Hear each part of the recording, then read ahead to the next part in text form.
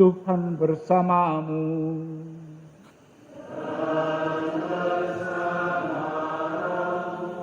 Inilah Injil Yesus Kristus menurut Markus.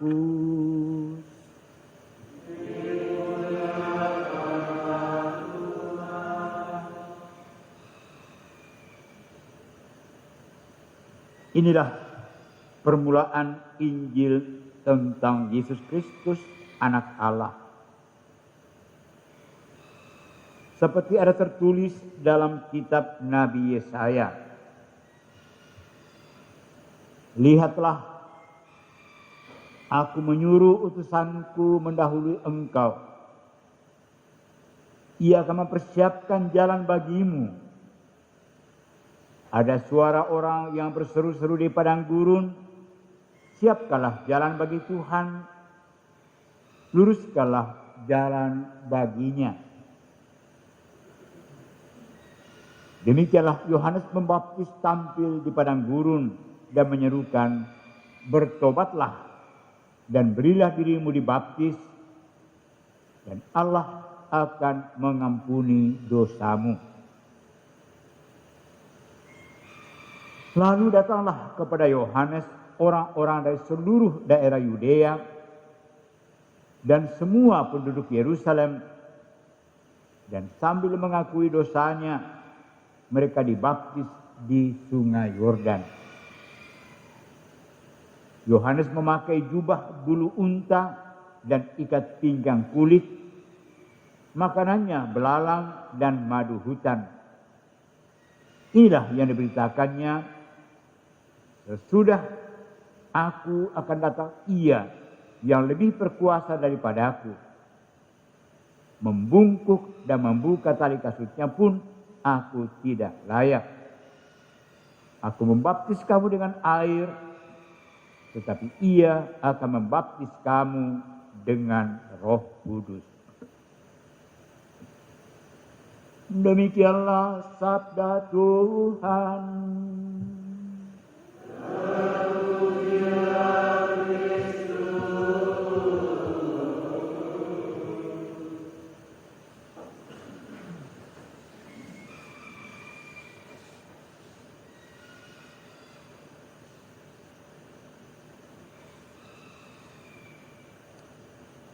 Belum pernah terjadi di atas muka bumi ini kemajuan teknologi informasi dan komunikasi seperti yang kita alami sekarang ini. Orang sambil duduk atau mengemudi di mobilnya bisa berkomunikasi dengan keluarganya yang ada di Jakarta, mungkin malah di Amerika atau di Rusia, dimanapun. Walaupun sebetulnya orang mengemudi tidak boleh menelpon.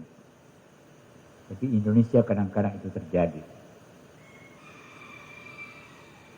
Orang sementara bekerja di ladang, kalau ada sinyal juga bisa berkomunikasi dengan kerabatnya yang ada di Jakarta atau dimanapun juga.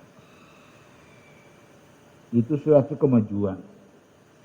Tapi satu kemunduran yang luar biasa juga ialah ada begitu banyak berita yang masuk di telinga kita, lebih banyak yang kita lihat. Kadang-kadang disertai dengan gambar juga. Sehingga lama-kelamaan, paling sedikit saya sendiri, saya capek untuk memakai alat yang canggih itu. Karena kadang-kadang saya tidak tahu lagi mana yang benar, mana yang hoax. Bahkan tidak jarang kita mendengar bahwa melalui media sosial seperti itu disampaikan bukan saja kabar bohong, tetapi juga kabar atau berita atau kejadian yang mungkin direkayasa untuk membangkitkan kebencian, amarah, saling membenci, saling menolak, saling menyingkirkan, dan kadang-kadang mau membinasakan.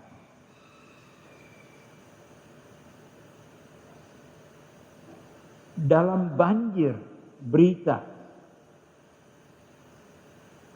dan kejadian yang lebih banyak merusak daripada membangun itu.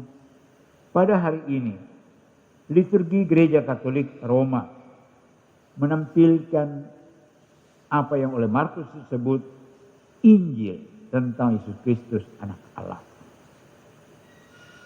Kabar gembira,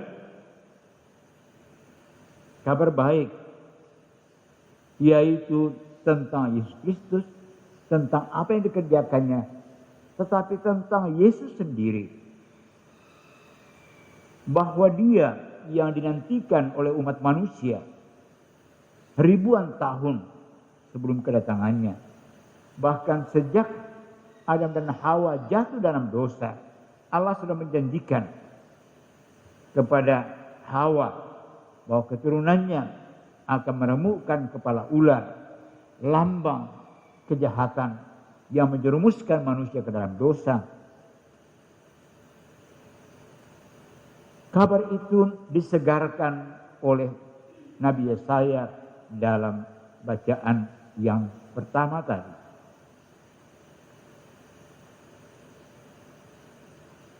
Hai Sion, pembawa kabar baik, naiklah ke gunung yang tinggi. Hai Yerusalem, pembawa kabar baik, nyaringkanlah suaramu kuat-kuat. Nyaringkanlah suaramu, jangan takut. Katakanlah kepada kota-kota Yehuda, lihat itu Allahmu. Lihat itu Tuhan Allah. Ia datang dengan kekuatan dan dengan tangannya ia berkuasa. Lihat mereka yang menjadi jerih payahnya ada bersama-sama dengan dia. Itu kabar gembira yang dinantikan semua orang. Yerusalem itu bagi orang Yahudi adalah simbol kehadiran Allah. Khususnya dengan hadirnya Bait Allah di Yerusalem. Dan bagi mereka yang sudah pernah berziarah ke Yerusalem tahu bahwa sisa dari reruntuhan Bait Allah itu masih ada yang disebut tembok bagian barat. Yang di atasnya berdiri 2 gedung keagamaan Islam yang sangat dianggap suci, yaitu Masjid Al-Aqsa dan gedung yang atapnya kubah dari emas itu. Pada kaki 2 bangunan itu ada tembok ratapan di mana orang-orang Yahudi sampai sekarang, orang-orang kaya dari Amerika datang berdoa di situ dengan meraba-raba dan mengusap-usap sisa dari reruntuhan tembok genisah itu. Jadi sampai saat ini orang-orang Yahudi yang percaya akan perjanjian lama mereka meyakini bahwa di Yerusalem Allah hadir dengan segala kuasanya. Dan itu menjadi keyakinan setiap orang Yahudi, termasuk Yohanes Pembaptis. Maka ketika Markus menulis Injilnya yang kita dengar tadi begitu berbeda dengan gaya Matius, Lukas, dan Yohanes memberitakan tentang kehadiran Yesus, dia hanya mengatakan, inilah permulaan Injil tentang Yesus Kristus Anak Allah, seperti tertulis dalam kitab Nabi Yesaya yang kita dengarkan tadi. Artinya ada pihak yang diutus oleh Allah supaya terus-menerus menghidupkan dan menyegarkan berita bahwa Allah hadir. Dan bagi orang Yahudi pada waktu itu, pada zaman Nabi Yesaya,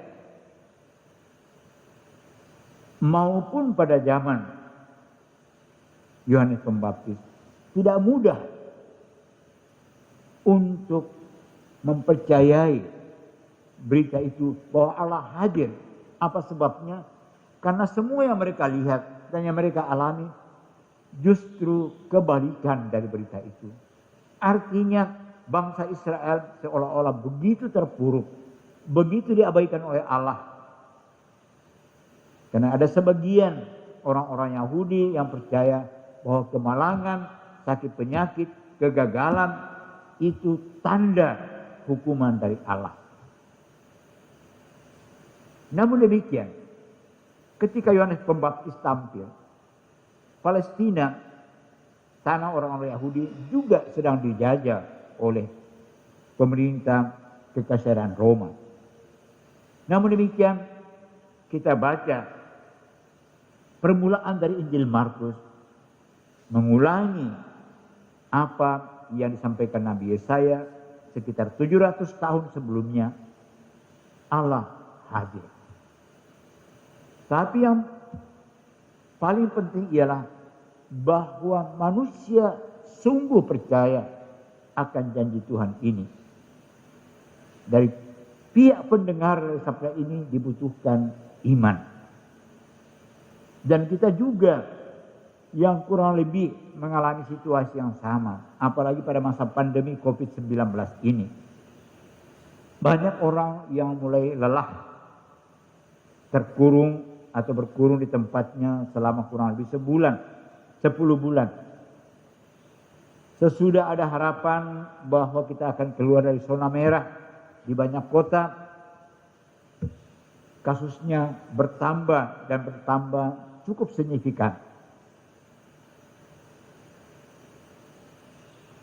Pada saat seperti itu, banyak orang yang seolah-olah kehilangan harapan. Kehilangan kepercayaan akan kasih Allah. Kita, orang-orang beriman yang mendengarkan sabda ini, disegarkan iman kita. Bahwa di atas segala kemalangan, di atas penderitaan yang dialami anak-anak Tuhan di dunia ini, ada kuasa Allah. Dia datang dengan kekuasaannya. Tapi untuk itu diperlukan dua hal. Ada orang yang terus-menerus menyatakan kabar gembira itu. Ada orang yang terus-menerus berseru-seru di padang gurun. Situasi penderitaan, situasi kemalangan, situasi tidak nyaman seringkali digambarkan sebagai situasi padang gurun. Karena kita tahu di padang gurun tidak ada apa-apa selain semak-semak belukar atau mungkin hanya batu-batuan saja. Dan panasnya pada siang hari luar biasa panas, malam hari luar biasa dingin. Jadi suasana penderitaan yang sama sekali tidak nyaman bagi manusia. Tetapi di padang gurun itu selalu perlu disuarakan bahwa Tuhan ada. Siapkan jalan baginya. Pada zaman modern ini, kitalah yang menjadi Yohanes Pembaptis itu. Untuk tetap mengobarkan semangat iman kita. Yang tetap melaksanakan perbuatan-perbuatan baik. Seperti yang diingatkan kepada kita pada hari Minggu terakhir. Sebelum kita masuk masa Advent. Bahwa satu-satunya ukuran apakah kita akan masuk surga atau masuk neraka. Apakah kita masih ada pada suasana ilahi atau sudah masuk suasana iblis. Ialah apakah kita mengulurkan tangan bagi siapa saja yang membutuhkan uluran tangan itu. Sebagai perpanjangan tangan dari Allah sendiri yang sangat-sangat mengasihi manusia. Kitalah Yohanes Pembaptis itu yang senantiasa mengobarkan semangat kita sendiri dan semangat orang lain betapa Allah hadir dengan kuasanya dalam situasi yang tidak nyaman ini. Dan yang kedua, langsung pada awal Injilnya Markus mengatakan Yohanes Pembaptis tampil di padang gurun dan menyerukan, bertobatlah dan berilah dirimu dibaptis. Pertobatan, meninggalkan dunia kegelapan, masuk dunia terang. meninggalkan wilayah yang dikuasai oleh iblis dan dosa, masuk dalam wilayah yang dikuasai oleh Yesus dengan Roh Kudusnya. Itu saja. Sederhana rumusnya, susah untuk melaksanakannya. Bahwa hidup kita, kendati kita tertatih-tatih, tetaplah harus menjadi berkat bagi orang lain. Mulai dari keluarga-keluarga kita. Ada berita bahwa justru kekerasan dalam rumah tangga itu bertambah selama COVID ini. Dan kalau dalam rumah tangga ada kekerasan, mohon maaflah kepada para bapak, yang menjadi korban adalah istri-istri dan anak-anak. Walaupun ada sinetron yang mengatakan ada istri, suami-suami yang takut istri, tapi itu hanya dalam sinetron saya kira. Tapi untunglah, saya percaya kekerasan dalam rumah tangga itu jauh dari rumah tangga Katolik. Amin. Amin. Ibu-ibu tidak keras aminnya. Bahkan perceraian juga meningkat. Dan juga jumlah kelahiran anak. Jumlah kehamilan rupanya bertambah selama masa pandemi ini. Apapun juga yang terjadi, hari ini, minggu kedua masa Advent, kita diingatkan. Kita perlu menjadi pembawa kabar gembira dalam hidup kita. Dan yang kedua, terus-menerus mengadakan pertobatan. Meninggalkan segala yang menjauhkan kita dari Tuhan. Dan kalau kita baca dalam kitab Kejadian, dosa pertama manusia itu, dan karena itu juga dosa utama, ialah orang tidak taat kepada perintah Tuhan. Adam dan Hawa sudah begitu senang, semuanya ada di Taman Firdaus, di Taman Eden, tapi mereka mau berjalan sendiri menurut kemauannya. Mereka mau menyamai Allah, dan itulah sumber kehancuran. Dan dosa yang kedua, dosa dari Kain, ialah iri hati dan cemburu. Jadi pembunuh yang paling ganas itu bukan COVID, melainkan itu virus iri hati itis dan cemburu itis. Bukan COVID-19. Karena ini yang dari dulu sampai sekarang itu tetap menjadi ancaman bagi manusia. COVID-19 sekali waktu akan hilang berlalu. Tapi penyakit ini, iri hati itis dan cemburu itis, dan kecenderungan untuk melanggar perintah Tuhan, itu penyakit yang tetap melekat pada hidup manusia siapapun juga. Sedemikian sehingga Paus Fransiskus selalu mengatakan, saya ini orang pendosa. Kalau Paus mengatakan saya ini orang pendosa, apalagi saya. Sehingga pertobatan terus-menerus kita jalani dengan sekali lagi meninggalkan dunia kegelapan, masuk dalam dunia terang, meninggalkan wilayah yang dikuasai oleh iblis dan masuk dalam wilayah Roh Kudus. Semoga sabda Tuhan yang begitu membesarkan hati pada hari ini menjadi pegangan bagi kita untuk menjalani hari-hari ke depan. Supaya seperti Yesaya, seperti Yohanes Pembaptis, kita senantiasa menjadi pembawa kabar gembira bagi sesama, mulai dari rumah kita masing-masing. Dan secara pribadi, secara berkelompok dalam keluarga dan komunitas, kita terus-menerus menjalani sikap tobat itu. Sedikit demi sedikit kita mengikis wilayah dosa dalam diri kita dan memperluas wilayah yang dikuasai oleh Roh Kudus. Sehingga seperti saudara-saudara yang kita doakan tadi, yang sudah mendahului kita, semoga pada akhir perjalanan kita di bumi ini, kita boleh mendengarkan apa yang disampaikan dalam Injil 2 minggu yang lalu, ketika kita sampai di pengadilan terakhir, yang Yesus adalah Hakim tunggal dan Hakim agungnya, masuklah dalam kemuliaan Bapakku. Semoga demikian, Tuhan memberkati. Amin.